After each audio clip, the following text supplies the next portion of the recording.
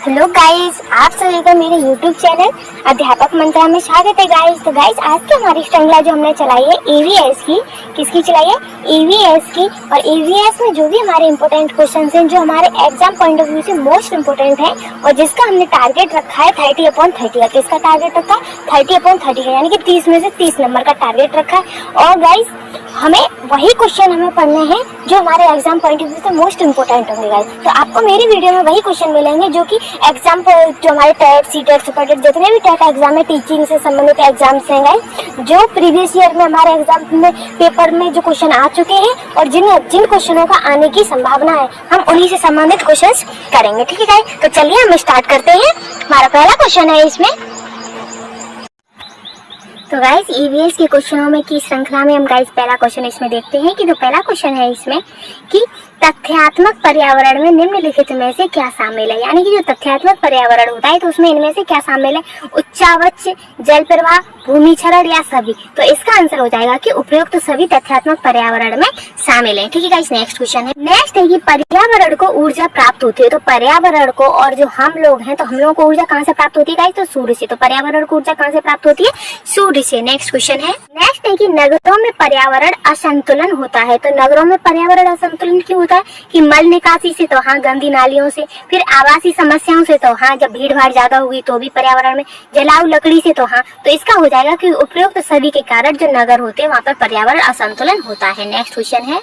Next है कि पर्यावरण ह्रास का पर्यायवाची है। तो पर्यावरण ह्रास का पर्यायवाची क्या है गाइस? तो इसका पर्यायवाची है कि पर्यावरण का अनुवनयन या पर्यावरण का निम्नीकरण या पर्यावरण का अपकर्षण या उपयुक्त तीनों। तो इसका आंसर हो जाएगा तीनों। ठीक है गाइस, नेक्स्ट क्वेश्चन है। नेक्स्ट है कि मरुस्थलीकरण में पर्यावरण पाया जाता है। यानी कि जो रेगिस्तान होता है, जो मरुस्थल होते हैं, तो वहाँ का पर्यावरण कैसा होता है गाइस? तो वहाँ का पर्यावरण होता है असंतुलित। कैसा होता है? असंतुलित। नेक्स्ट क्वेश्चन है। नेक्स्ट क्वेश्चन है कि नगरीकरण का पर्यावरण पर क्या प्रभाव पड़ता है। यानी कि जो नगरीकरण है तो उसका क्या कहते हैं, पर्यावरण पर क्या प्रभाव पड़ता है? तो उस पर पर्यावरण पर प्रभाव पड़ता है, जल प्रदूषण भी बढ़ता है, वायु प्रदूषण भी बढ़ता है, ध्वनि प्रदूषण भी बढ़ता है। तो इसका आंसर हो जाएगा उपयुक्त सभी। उपयुक्त सभी ही क्या कहते हैं, नगरीकरण से पर्यावरण पर प्रभावित पड़ते हैं। ठीक है, नेक्स्ट क्वेश्चन है। नेक्स्ट ये पर्यावरण किससे बनता है? तो पर्यावरण किससे बनता है गाइस? तो ये जैविक घटकों से या भू आकृतियों से या अजैविक घटकों से या सभी से। तो जो पर्यावरण है गाइस वो इन सभी के मेल से बनता है। किससे? इन सभी के मेलों से बनता है। नेक्स्ट क्वेश्चन है कि पर्यावरण का प्रत्येक भाग कहलाता है। तो पर्यावरण का प्रत्येक भाग क्या कहलाता है गाइस? तो वो वायुमंडलीय कारक या पारिस्थितिकी कारक या उत्तरकीय कारक या सभी, तो वो कहलाते हैं। पर्यावरण का प्रत्येक कारक कहलाता है पारिस्थितिकी कारक या पारिस्थितिकी कारक। नेक्स्ट क्वेश्चन है। नेक्स्ट है कि पारिस्थितिकी विज्ञान केंद्र कहाँ स्थित है? जो पारिस्थितिकी विज्ञान केंद्र है तो वो कहाँ है गाइस? तो वो है बेंगलोर में। कहाँ पर है? बेंगलोर में। और ये मोस्ट इंपोर्टेंट क्वेश्चन है गाइस। नेक्स्ट क्वेश्चन है। नेक्स्ट है कि पारिस्थितिकी तंत्र के दो घटक कौन से हैं? तो पारिस्थितिकी के तंत्र के घटक कौन कौन से? जैविक तथा अजैविक। तो इसका आंसर क्या है? जैविक तथा अजैविक पारिस्थितिकी तंत्र के दो घटक है। नेक्स्ट क्वेश्चन है। नेक्स्ट है कि पारिस्थितिकी शब्द को परिभाषित करने वाले पर्यावरण है। यानी कि वह कौन से वैज्ञानिक है जिन्होंने पारिस्थितिकी शब्द को दिया है या परिभाषित किया गया है? तो वो है अर्नेस्ट हैकल। कौन है? अर्नेस्ट हैकल ने पारिस्थितिकी शब्द दिया है। नेक्स्ट क्वेश्चन है। नेक्स्ट है कि डार्विन का उद विकास का सिद्धांत आधारित है। तो जो डार्विन का उद विकास सिद्धांत है तो वो किस पर आधारित है गाइस? तो वो आधारित है उत्परिवर्तन पर। किस पर? उत्परिवर्तन पर। नेक्स्ट क्वेश्चन है। नेक्स्ट है कि विज्ञान की किस शाखा के अंतर्गत पर्यावरण एवं विभिन्न जीवों के अंतर संबंधों का अध्ययन किया जाता है? तो किस शाखा के अंदर गाइस अंतर संबंध का प्रयोग किया जाता है? तो वो पारिस्थितिकी के अंतर। किसके? पारिस्थितिकी के अंतर्गत इनके अंतर संबंधों का अध्ययन किया जाता है। ठीक है, नेक्स्ट क्वेश्चन है। नेक्स्ट है कि पारिस्थितिकी विज्ञान में किसका अध्ययन किया जाता है? तो इनमें से वह क्या है जिसमें पारिस्थितिकी विज्ञान में जिसका अध्ययन किया जाता है? तो वो है वातावरण। किसका? वातावरण का। नेक्स्ट क्वेश्चन है। नेक्स्ट है कि विश्व का वह भाग जहाँ मानव अधिवास स्थायी है तो वह कहलाता है, जहाँ पर मानव अधिवास है वो स्थायी है तो वो कहलाता है एक्यूमेन। क्या? एक्यूमेन। नेक्स्ट क्वेश्चन है। नेक्स्ट है कि पर्यावरण प्रतिफल है। तो पर्यावरण किसका प्रतिफल है? जैविक तत्वों का भी, भौतिक तत्वों का भी, अजैविक तत्वों का भी। तो इसका आंसर हो जाएगा उपयुक्त सभी। तो पर्यावरण किसका प्रतिफल है?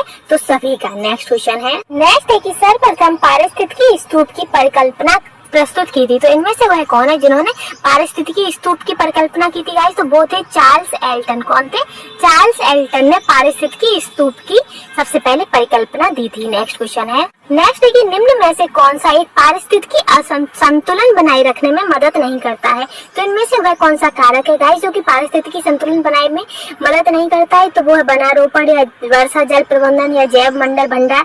तो वो है वनों की कटाई, यानी कि जब हम वनों की कटाई करते हैं तो वो पारिस्थितिकी संतुलन को नहीं बल्कि असंतुलन को पैदा करता है। तो इसका आंसर क्या हो जाएगा? ए। नेक्स्ट क्वेश्चन है, नेक्स्ट है कि भारत में पारिस्थितिकी असंतुलन का निम्नलिखित में से कौन सा एक प्रमुख कारण है? तो पारिस्थितिकी असंतुलन का कारण क्या है? तो वनोन्मूलन। क्या?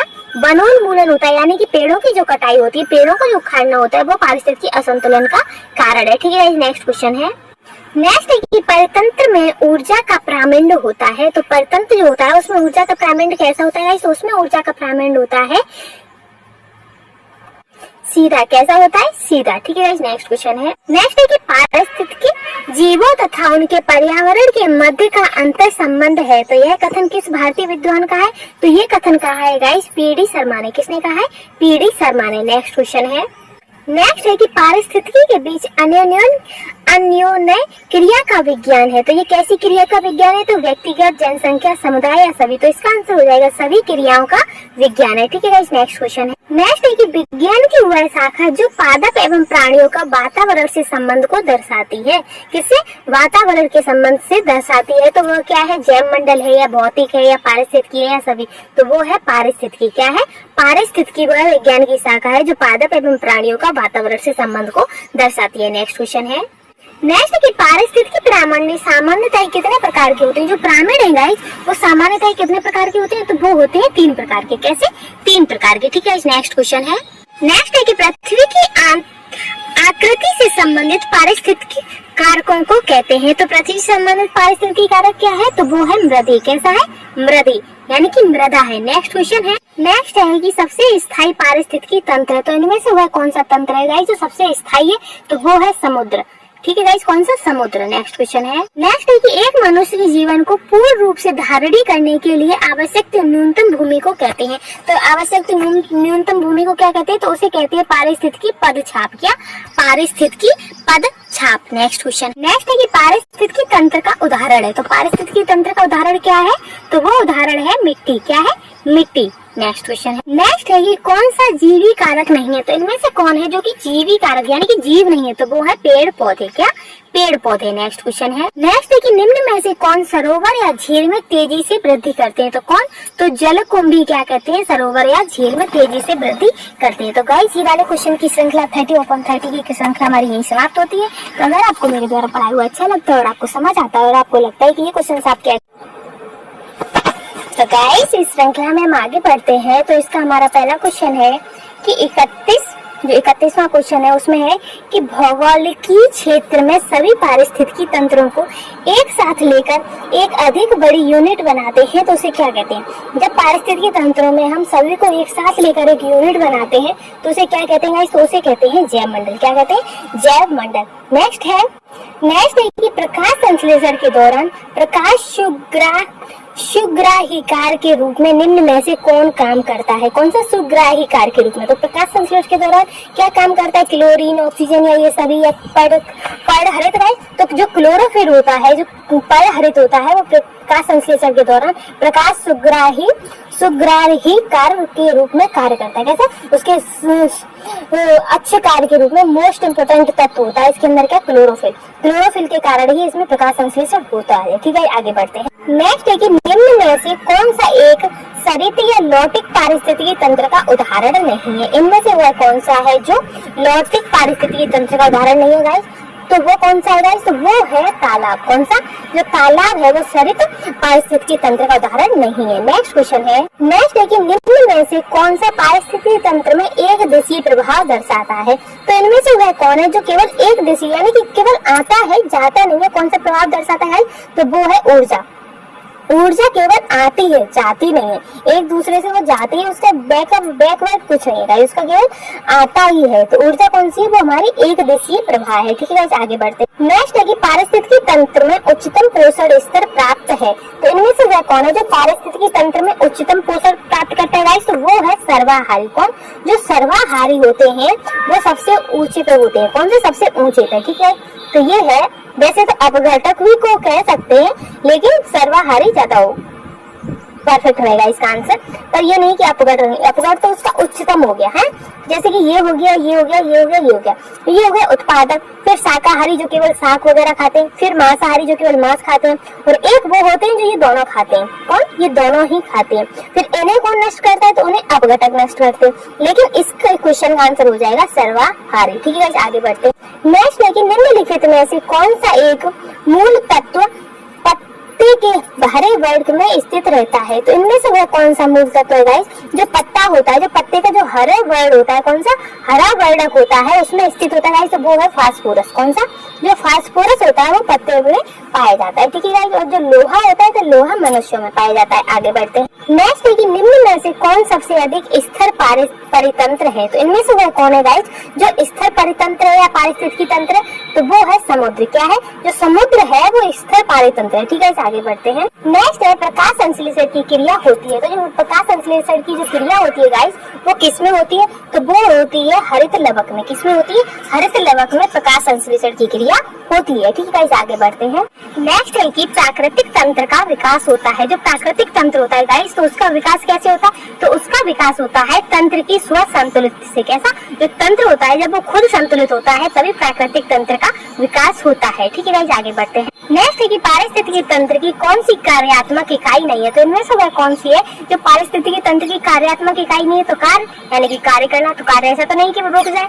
तो जो स्तरीकरण है गाइस, जो स्तरीकरण है वो पारिस्थितिकी तंत्र की कार्यात्मक इकाई नहीं है। ठीक है गाइस, आगे बढ़ते हैं। नेक्स्ट है कि मृत जीवी जीव निम्नलिखित में से किस पर निर्भर होते हैं? जो मृत जीवी जीव होते हैं गाइस जो अपघटकों को, लो मैंने ही आंसर बता दिया।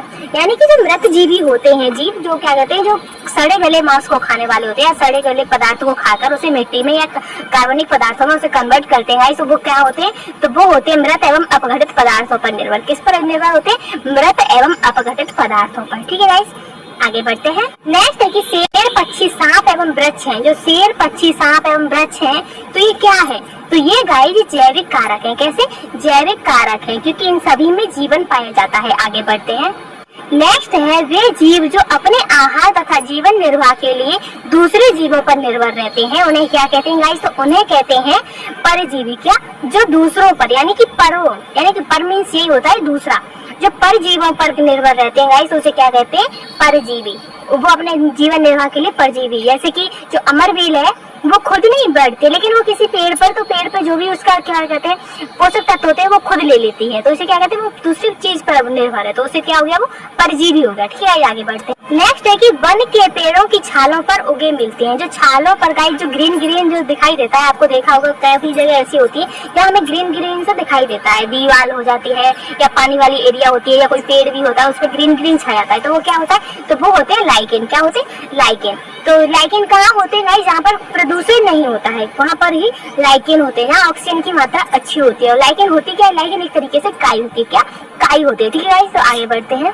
नेक्स्ट है कि प्रकाश संश्लेषण की क्रिया के दौरान निम्नलिखित में से कौन सी गैस उत्सर्जित होती है? यानी जब हम प्रकाश संश्लेषण की जो क्रिया हो रही होती है तो उससे कौन सी गैस गाइस निकलती है? तो उससे निकलती है ऑक्सीजन।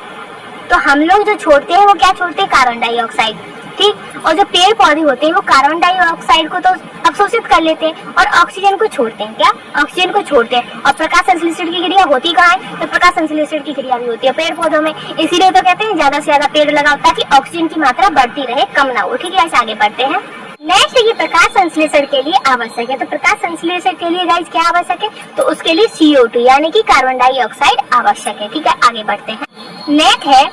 नेक्स्ट है कि पर्णहरिम में कौन सा रासायनिक तत्व उपलब्ध रहता है? जो पर्णहरिम है गाइस तो उसमें कौन सा तत्व रहता है गाइस? तो उसमें रहता है Mg। कौन सा रहता है? Mg। आगे बढ़ते हैं। नेक्स्ट है कि वह प्रक्रिया जिसके द्वारा पौधे अपना भोजन बनाते हैं। यानी कि जो पौधे होते हैं वो अपना भोजन कैसे बनाते हैं, तो वो अपना भोजन बनाते हैं प्रकाश संश्लेषण के द्वारा। कैसे बनाते हैं, प्रकाश संश्लेषण के दौरान। ठीक है, आगे बढ़। नेक्स्ट है कि प्रकाश संश्लेषण की क्रिया के दौरान निम्नलिखित में से किस गैस का अवशोषण होता है। यानी कि जो प्रकाश संश्लेषण की जो क्रिया होती है तो उसके दौरान जो पेड़ पौधे होते हैं वो किस गैस का अवशोषण करते हैं, तो वो CO2 को अवशोषित करते हैं और ऑक्सीजन को छोड़ते हैं। तो इसका आंसर क्या है, इसका आंसर है डी। नेक्स्ट है कि किसी एक भौगोलिक क्षेत्र के सभी पारिस्थितिकी तंत्र को वृहद रूप में कहते हैं। यानी कि जो भौगोलिक क्षेत्र में जो पूरा पारिस्थितिकी तंत्र है गाइस, तो उसे क्या कहते हैं, तो उसे कहते हैं जीव मंडल। क्या कहते हैं, जीव मंडल। ठीक है गाइस, आगे बढ़ते हैं। नेक्स्ट है कि लॉटिक पारिस्थितिकी तंत्र का निम्नलिखित में से कौन सा उदाहरण नहीं है। तो गाइस जो पॉन्ड होता है वही यानी कि तालाब है जो वो लॉटिक पारिस्थितिकी तंत्र का उदाहरण नहीं होता है। ठीक है, आगे बढ़। नेक्स्ट है कि निम्नलिखित में से कौन सा एक दिशा में प्रभावित होने वाला पारिस्थितिकी तंत्र है। यानी कि इनमें से वह कौन सा है जो केवल एक ही दिशा में प्रभावित होता है, तो वो है गाइस ऊर्जा।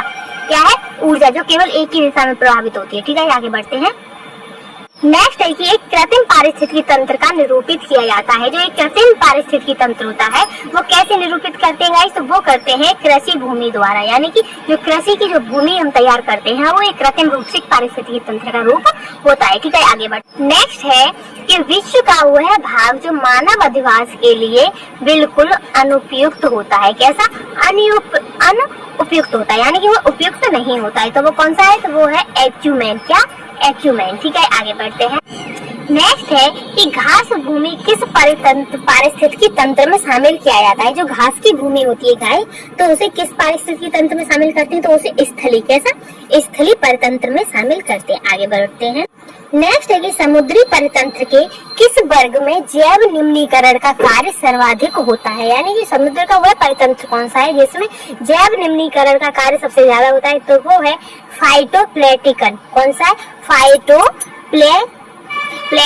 जो फाइटोप्लैंक्टन है गाइस, उसमें जैव निम्नीकरण सबसे ज्यादा होता है। आगे बढ़। नेक्स्ट है जो हैदराबाद में स्थित हुसैन सागर झील है गाइस, वह किस जीव की वृद्धि से नष्ट हुई है। तो किस जीव की वृद्धि से नष्ट हुई है गाइस, तो वो हुई है जलकुंभी के। उसमें क्या कहते हैं, बहुत ज्यादा जलकुंभी हो गई, जैसे वह झील का नष्ट हो गई को जलकुंभी। ठीक है, आगे बढ़ते। नेक्स्ट है कि अंतरिक्ष यान में बनाया गया पारितंत्र होता है। जो अंतरिक्ष यान होते हैं गाइस, तो वहाँ पे ऑक्सीजन वगैरह एकदम रहने लायक जो परितंत्र बनाया जाता है वो कैसा होता है, तो वो होता है कृत्रिम परितंत्र। यानी कि वो बनाया जाता है हम ही लोगों के द्वारा, तो वो कैसा हो गया, कृत्रिम परितंत्र। आगे बढ़। नेक्स्ट है कि निम्नलिखित में से कौन सा परितंत्र प्राकृतिक है। तो इनमें से कौन सा है जो प्राकृतिक है गाइस, तो वो है घास का स्थल। जो घास के स्थल होते हैं वो प्राकृतिक है, लेकिन गेहूं का खेत तो वो मनुष्य, इन किसानों द्वारा बनाया जाता है। आम के बाग तो वो भी किसानों के द्वारा बनाया जाता है, लेकिन जो घास का स्थल है वो परितंत्र प्राकृतिक परितंत्र है। ठीक है, आगे जो बढ़ते हैं। नेक्स्ट है कि परितंत्र का गतिक हृदय कहलाता है। जो परितंत्र है गाइस, तो उसका जो गतिक हृदय है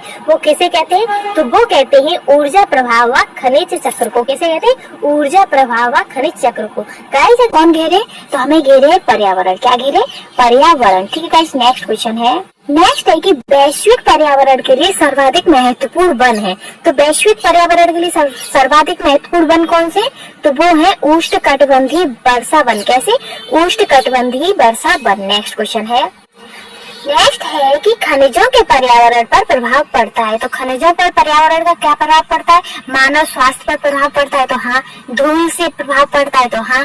भूस्खलन में वृद्धि होती है, तो हाँ। तो इसका आंसर हो जाएगा उपर्युक्त सभी। क्या होगा इसका आंसर, उपर्युक्त सभी। नेक्स्ट क्वेश्चन है कि खनिजों का उपयोग होता है। तो खनिजों का जो उपयोग होता है वो किस किस में होता है, औषधियों में भी होता है, भोजन में भी होता है और भवन निर्माण में भी होता है। तो क्या हो जाएगा आंसर, तो हो जाएगा उपयुक्त सभी। खनिज कौन से गाइस, जो हमें पृथ्वी से, जो हमें अपने वातावरण से, जो पृथ्वी के नीचे से हमें जो खनिज प्राप्त होते हैं, मिट्टी, कंकड़ और रासायनिक तत्व, तो वो सब हमारे किस काम आते हैं, औषधियों में भी, भोजन में भी और भवन निर्माण में भी। ठीक है, नेक्स्ट क्वेश्चन है। नेक्स्ट ये पर्यावरण उन बाहरी दशाओं और प्रभावों का योग है जो पृथ्वी तल पर जीवों के विकास चक्र को प्रभावित करते हैं। तो ये कथन किसने कहा है गाइस, तो ये कथन कहा है निकोल्स ने। किसने, निकोल्स ने। नेक्स्ट क्वेश्चन है। नेक्स्ट है कि पर्यावरण एक बाह्य शक्ति है जो हमें प्रभावित करती है। यह कथन किसने कहा है कि पर्यावरण जो है एक बाह्य शक्ति है जो हमें प्रभावित करती है। तो ये वाला कथन गाइस कहा है J.S. रॉस ने। किसने कहा है, J.S. रॉस बॉक्स में। नेक्स्ट क्वेश्चन है, नेक्स्ट है कि विश्व में पर्यावरण जागरूकता की शुरुआत की थी, यानी कि विश्व में सबसे पहले जो पर्यावरण के प्रति जो जागरूकता है वो किसने शुरू की थी गाइस? तो वो शुरू की थी विलियम हेवेंट ने। किसने? विलियम हेवेंट ने। और जो टाइम्सली है गाइस, इन्हें पारिस्थितिकी तंत्र का नाम दिया है। ठीक है, आगे बढ़ते हैं। नेक्स्ट है कि पर्यावरण का जैविक कारक है, तो पर्यावरण का जैविक कारक क्या है? मृदा या वायु या वनस्पति, तो इसका जैविक कारक है गाइस वनस्पति। क्या है? जो वनस्पति है वो इसका जैविक कारक है। आगे बढ़ते हैं। नेक्स्ट है कि पर्यावरण पर अधिकार है, जो हमारा पर्यावरण है उस पर किसका अधिकार है गाइस? तो उस पर अधिकार है वनस्पतियों का, कि जंतुओं का, कि मानव का? तो उस पर अधिकार है गाइस मानव का। वैसे इन सभी का ये पर मानव का अधिकार है। आगे बढ़ते हैं। नेक्स्ट है कि पर्यावरण में सम्मिलित है, तो पर्यावरण में इनमें से क्या सम्मिलित है गाइस? तो पर्यावरण में सम्मिलित है, क्या कहते हैं, जल मंडल की, वायुमंडल के, स्थल मंडल। तो गाइस जो पर्यावरण है वो इन तीनों का मिक्सचर है, तो इसका आंसर हो जाएगा उपयुक्त तो सभी। आगे बढ़ते। नेक्स्ट है कि पर्यावरण के तत्व हैं, तो पर्यावरण के तत्व क्या होते हैं? जल हो गया, वायु हो गई और मिट्टी हो गई। ये क्या है? ये सभी ही पर्यावरण के तत्व है। ठीक है गाइस, आगे बढ़ते हैं। नेक्स्ट है कि पर्यावरण अध्ययन की प्रकृति है, तो पर्यावरण अध्ययन की प्रकृति कैसी? तो वह बहुअनुशासनिक है। कैसी? पर्यावरण में बहुत सारी चीजें सम्मिलित है। ऐसा नहीं कि केवल एक ही चीज से पर्यावरण बनता है, नहीं। पर्यावरण में बहुत सारी जैविक, अजैविक और अपघटक वगैरह जितने भी है, भौतिक और अभौतिक, कृत्रिम और प्राकृतिक, ये सभी मिक्स होकर पर्यावरण बनता है। उसी के अंदर, पर्यावरण के अंदर इन सभी की क्या कहते हैं, पढ़ाई की जाती है। आगे बढ़ते हैं। नेक्स्ट है कि रंग, पर्यावरण और स्वास्थ्य पर्यावरण शिक्षा की एक प्रमुख विधि है जो आधारित है। तो ये किस पर आधारित है? रंग, पर्यावरण और स्वास्थ्य। तो ये आधारित है गाइस प्रदर्शनी पर। किस पर? प्रदर्शनी पर। आगे बढ़ते हैं। नेक्स्ट है कि पर्यावरणीय निश्चयवाद के प्रतिपादक कौन है? जो पर्यावरण का जो निश्चयवाद सिद्धांत है गाइस, तो वो उसके प्रतिपादक कौन है? तो उसके प्रतिपादक है कार्ल रिटर। कौन है?